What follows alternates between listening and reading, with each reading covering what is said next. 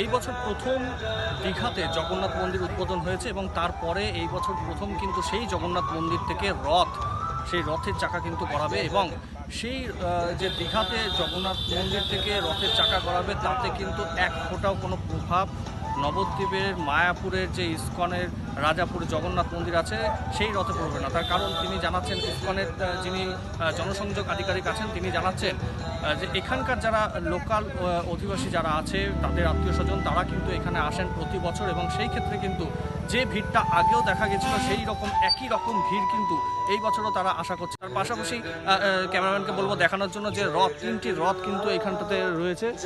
এই তিনটি রথে কিন্তু একদিকে যেমন জগন্নাথ দেব, বলরাম, সুভদ্রা, এই রথ কিন্তু এই রাজাপুরের এই জগন্নাথ মন্দির থেকে একেবারে চলে যাবে সোজা ইস্কনের যে চন্দ্রবাই মন্দির সেখানে কিন্তু অস্থায়ীভাবে যে জগন্নাথ দেবের যে মাসির বাড়ি অর্থাৎ গুন্ডিচা মন্দির তা কিন্তু করা হয়েছে, সেখানে যাবে।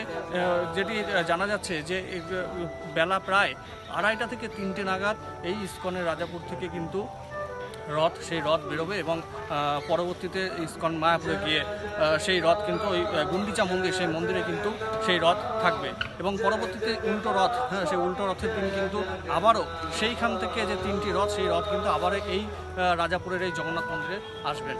নীলাচল নিবাসায় নিত্য পরমাত্মনে বলভদ্র সুভদ্রাভ্যাম জগন্নাথায়তে নমঃ।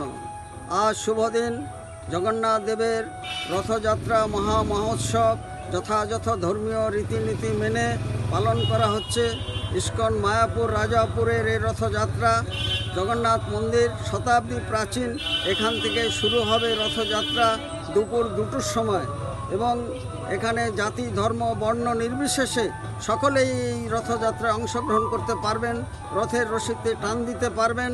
ভক্তবৎসল ভগবান তিনি একমাত্র এই দিনটি রাজপথে নেমে আসেন ভক্তদের দর্শনের জন্য এবং এই 5 কিলোমিটার পথিমধ্যে বিভিন্ন জায়গায় প্রসাদের ব্যবস্থা থাকবে, পূজা দেওয়ার ব্যবস্থা থাকবে, কঠোর করা হয়েছে নিরাপত্তার ব্যবস্থা।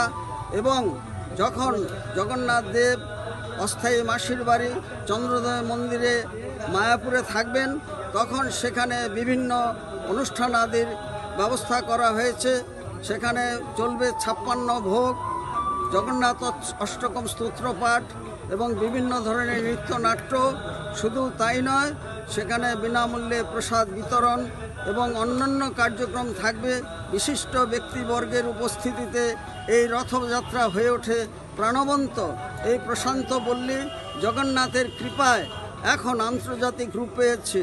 সুতরাং যারা আসেননি তাদের এই রথযাত্রায় সক্রিয়ভাবে অংশগ্রহণ করার জন্য সাদর আমন্ত্রণ জানাই। রসিক গৌরাঙ্গ দাস, ইস্কন মায়াপুর, জনসংযোগ আধিকারিক, নদিয়া। দীঘায় এবার প্রথম জগন্নাথ মন্দির উদ্বোধন হয়েছে এবং এইবার প্রথম ওখানে রথ হচ্ছে, সেই প্রভাব কি এই ইস্কন মায়াপুরে কি পড়বে যে লোক কম আসবে বা এরকম কিছু? না, দীঘার সঙ্গে এর কোনো সম্পর্ক নেই। এখানকার স্থানীয় অধিবাসী জাতি ধর্ম বর্ণ নির্বিশেষে সকলে অধীর অপেক্ষায় থাকে কবে এই রথযাত্রা শুরু হচ্ছে এবং তাদের যে সমস্ত আত্মীয় স্বজন তারাও এখানে আসেন এই রথযাত্রায় অংশগ্রহণ করার জন্য। দীঘা কেন, এখন সমগ্র ভারতবর্ষে বিভিন্ন জায়গায় রথ হচ্ছে। সমুদ্র, হিমাচল, গঙ্গাসাগর থেকে শিলিগুড়ি পর্যন্ত শতাধিক জায়গায় পশ্চিমবঙ্গের এই ইস্কনের তত্ত্বাবধানে রথযাত্রা হচ্ছে।